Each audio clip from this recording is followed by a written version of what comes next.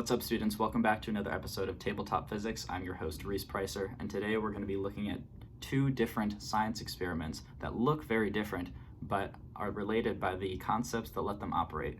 Let's get right into the experiments. This experiment is called the tea bag rocket. What I have here is a normal tea bag. I'm going to cut the top off with a pair of scissors and empty out the tea.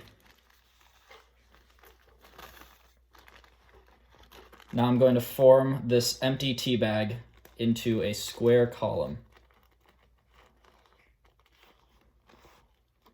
like so. The next part of this experiment needs to take place outside.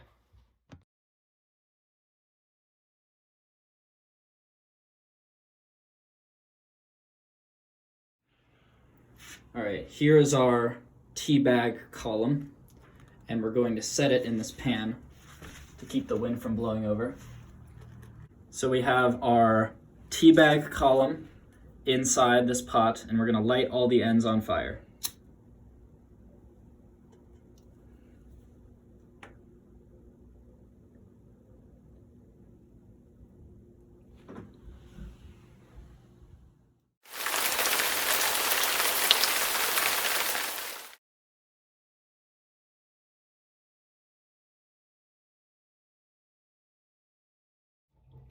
All right, so here I have a bottle that was full of boiling water, and I'm going to put a straw in it. And now I'm going to put it upside down in this bowl of colder water.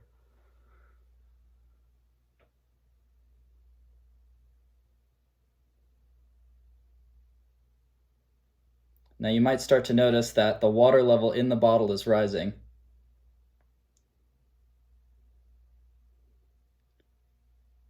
Above the water level, the water in the bowl.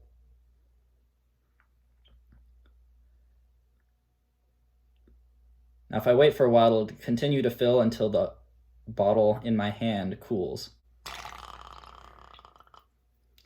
Now we're going to talk about why that happened.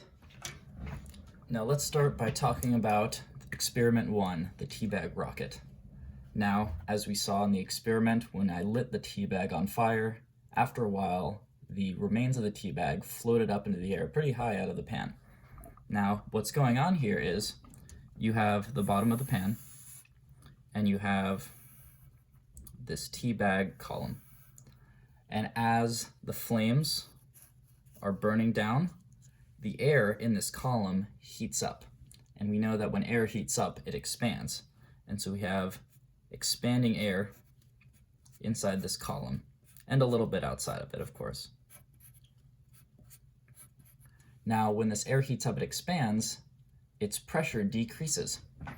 And so you may have heard before that hot air rises. Well, hot air really rises because you have a lower density air in here, and so whatever is in the lower density air pocket actually gets pushed up by the cooler, denser air around it.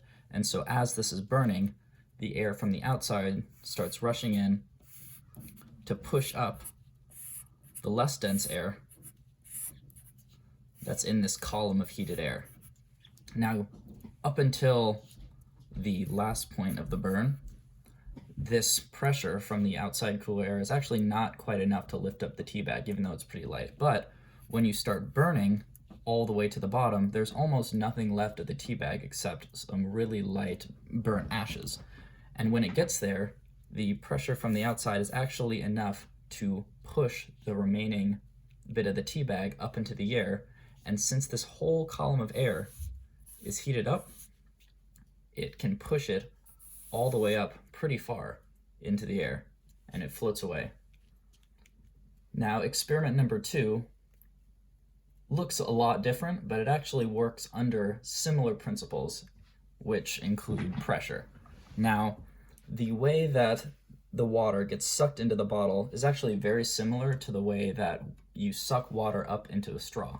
Now, if you have a cup of water with a straw in it,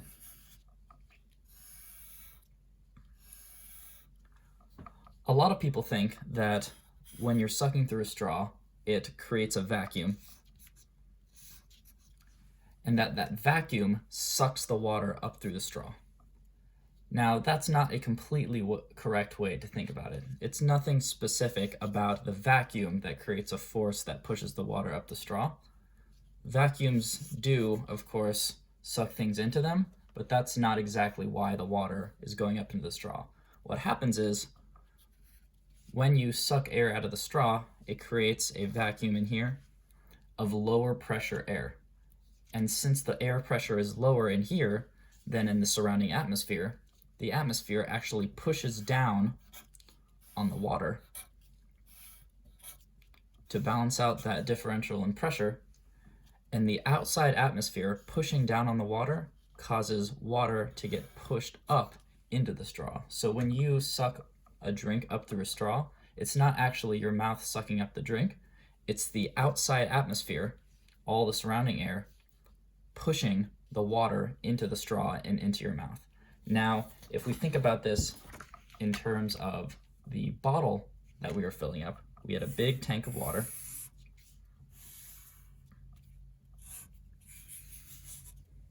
And we had a bottle that was just filled up with hot water.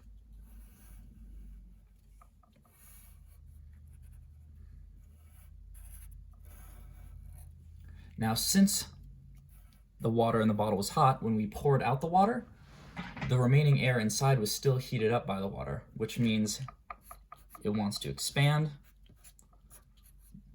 which means it has a very low pressure, lower pressure than the outside air.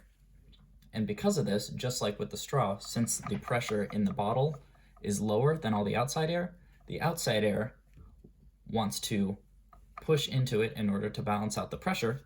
And so the outside air pushes down on the water in the tank. And since this is pushing down, the water in the straw gets pushed up into the bottle and can continue to fill the bottle until the pressure here is balanced with the pressure of the outside air. And so this will fill up until the pressure in here is the same as the pressure on the outside air. And so there's equal forces pushing down on the water that are pushing it up through the bottle. So that's all we've got for our two pressure-related experiments, the teabag rocket and the self-filling bottle. And as we've noticed, even though those experiments look quite different, they both operate off of very similar concepts, both involving atmospheric pressure, pushing things into areas of lower pressure in order to balance pressure. That's all we've got for today. See you on the next episode of Tabletop Physics.